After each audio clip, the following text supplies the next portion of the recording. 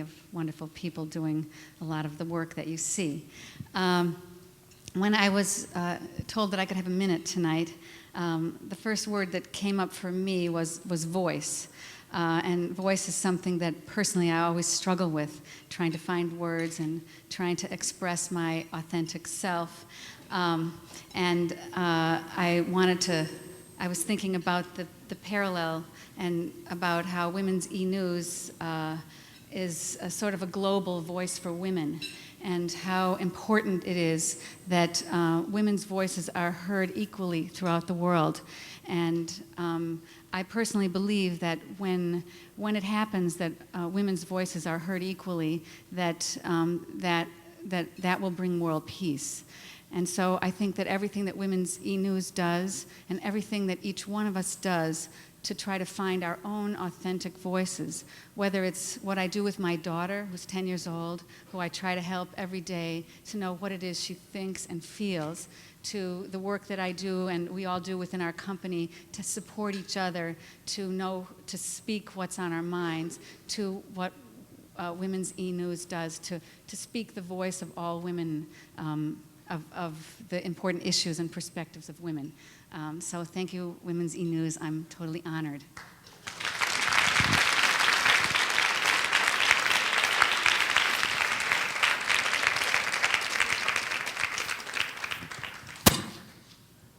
Swanee, where are you?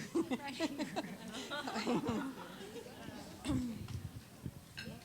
The story of women waging peace is a powerful counterpoint to the news of wars and fears of terrorism that continue to plague us.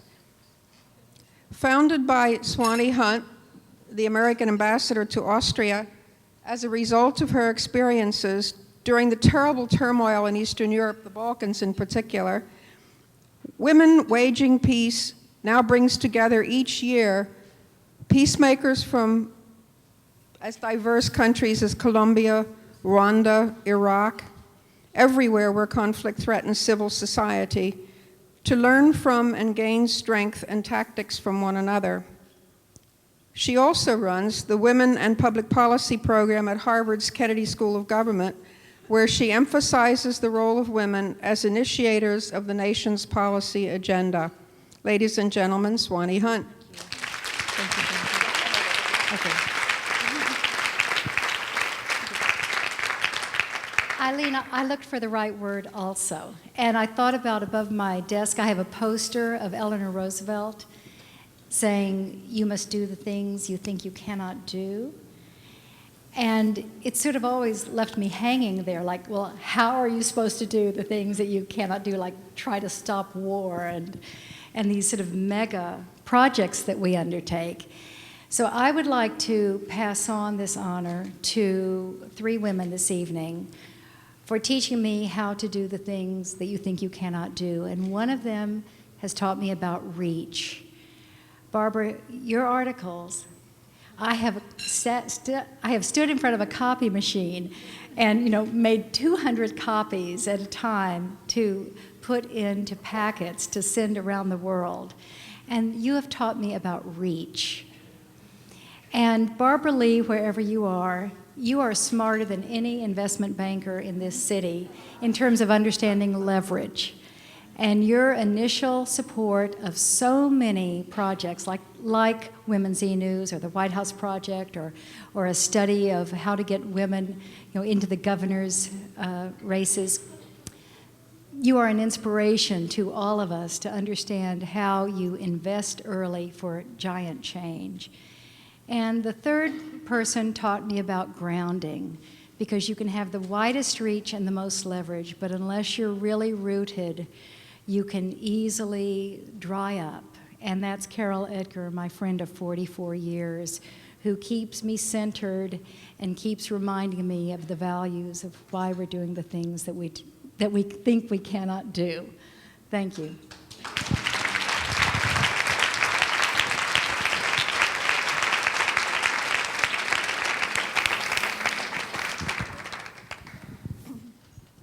Last year, at the age of 12, that is correct, 12.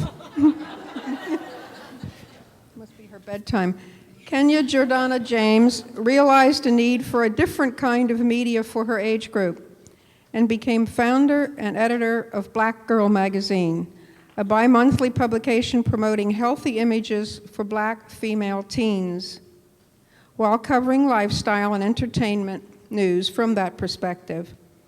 Funded initially with $1,200 in profits from selling cakes she baked in her mother's kitchen, Black Girl's first issue sold out, and it's been all go since then.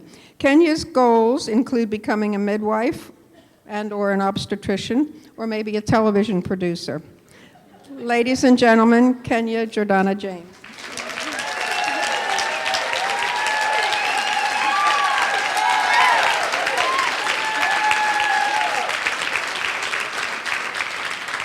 One thing I can say is, wow. I would first like to say that I'm very humbled and honored to be amongst such great women, and I should say gentlemen, since we do have some men in the room. I should say I'm just very humbled by your presence. I would first like to begin by thanking the Creator and my ancestors who have laid the path on which I walk and look to the, to become who I am. I'd also like to thank my mom, who's behind the cameraman, and my great-grandfather, who is in Atlanta, for giving their support and guidance in all my endeavors. And most of all, I would like to thank Miss Jensen, if I mess your name up, I'm so sorry, but Miss Lenegro, did I get that right? Lenegro, oh cool. And and all the people at E-News, E-Women News, for making this possible. Thank you.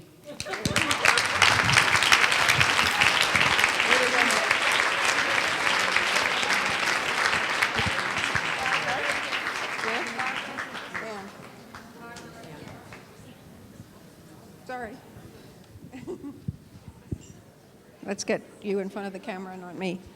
Women's E-News broke the story when Jill June, president of Planned Parenthood in Iowa, risked jail by refusing to turn over to law enforcement officials the results of every pregnancy test given by one of her clinics during the previous 9 months.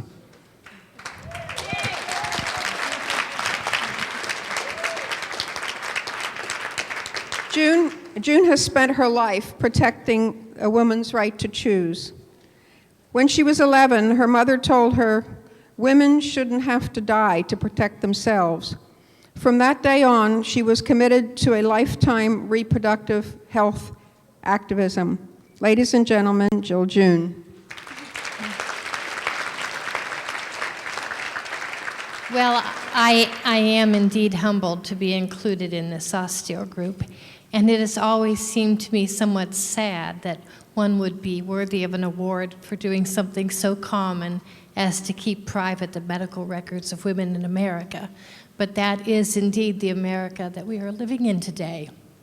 And so I say to you, American women, look in your communities and find what deed that you can do, because we are called upon today in this day of great assault upon our rights to do the uncommon deeds that must be done to protect the rights for our daughters and granddaughters. This is a day that calls upon us for great courage, and what excitement when we look upon our ancestors and find what great deeds they did for us. Think about what opportunities you have and how your granddaughters and great-granddaughters will be grateful for what you did for them. Thank you.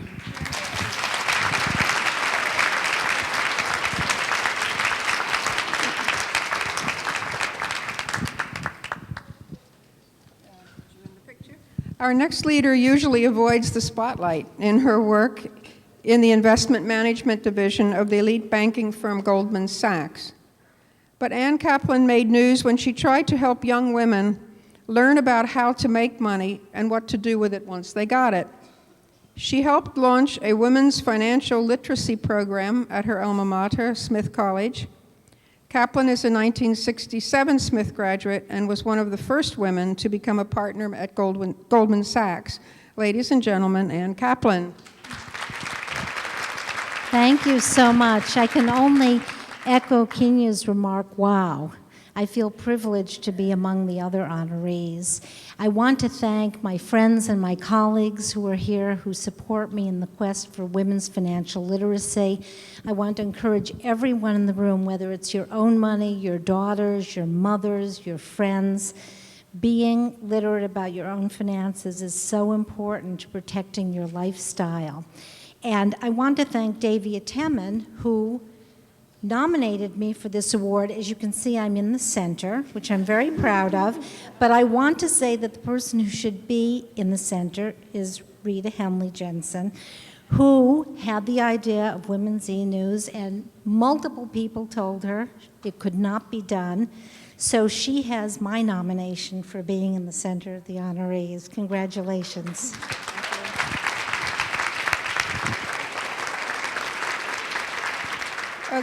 Okay, let's give one final round of applause to this group of nominees.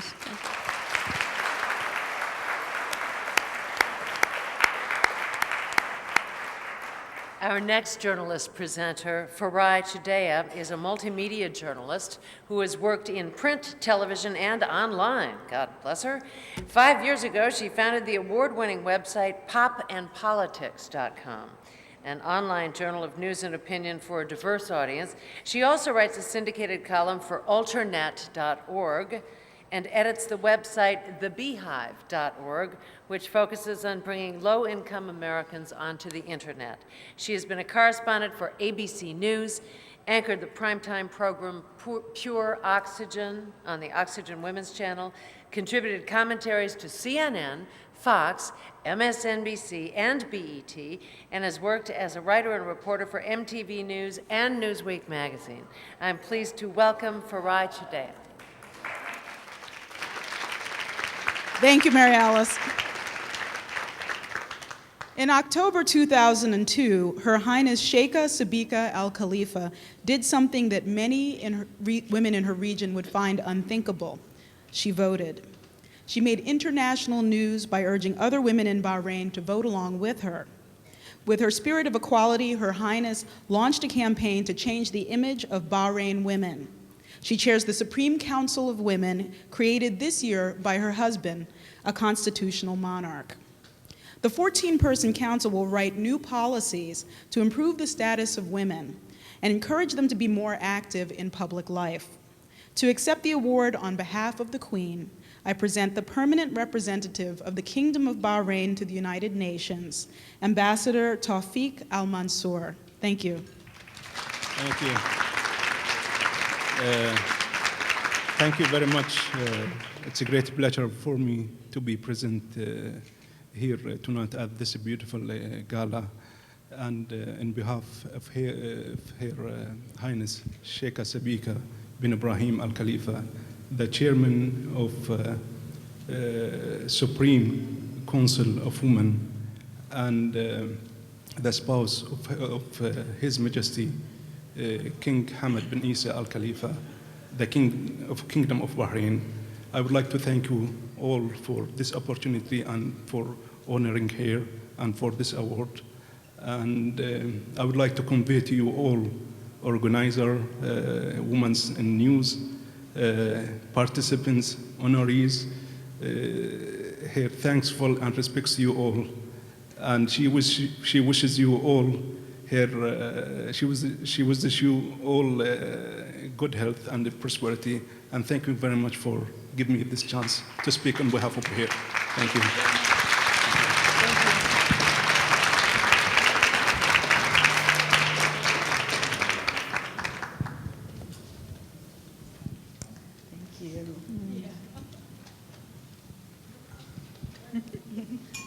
Congratulations. Thank you. Unemployment among women rarely makes the front page, but our next leader, Jill Miller, should be grabbing headlines. She runs the nation's largest network of women's employment, training, and education programs, helping women find positions that satisfy both their economic needs and their personal passions. Women Work, formerly the National Displaced Homemakers Network, caters to women who either can't make a living while taking care of their families or who want to explore new avenues of creativity in their employment. Ladies and gentlemen, Jill Miller. Got some fans here. Thank you so much. I want to thank Women's E-News for this incredible honor, but I also, this honor is really for the courageous and brave women in transition who face enormous challenges when they try to move into the workplace and earn a living wage to support themselves and their families. This award has given voice to those women, and I deeply appreciate that. And I want to thank those of you who are here to support me, and particularly my daughter who's joined me. Thank you very much for this award. Congratulations.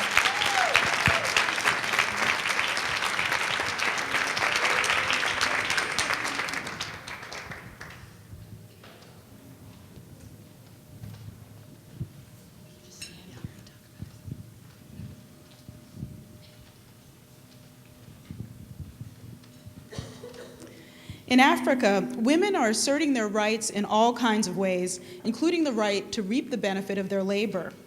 In landlocked Burkina Faso, one of the poorest countries in the world, women are not permitted to own land or to take out loans.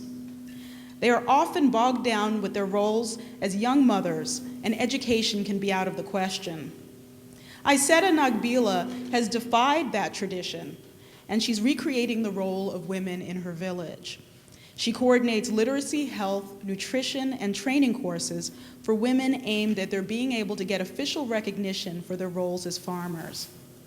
Nagbila was twice named the Burkina Faso Woman of the Year for her work with female food providers.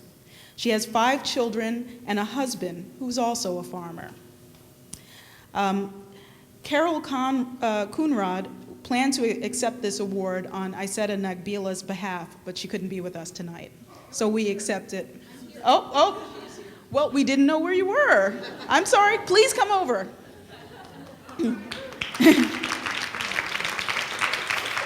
Even better.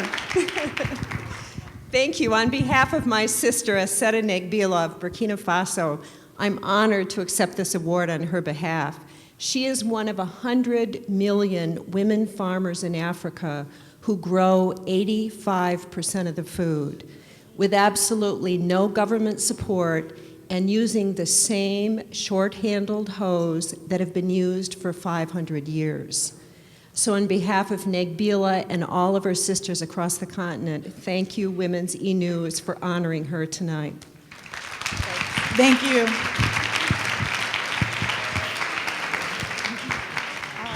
Congratulations.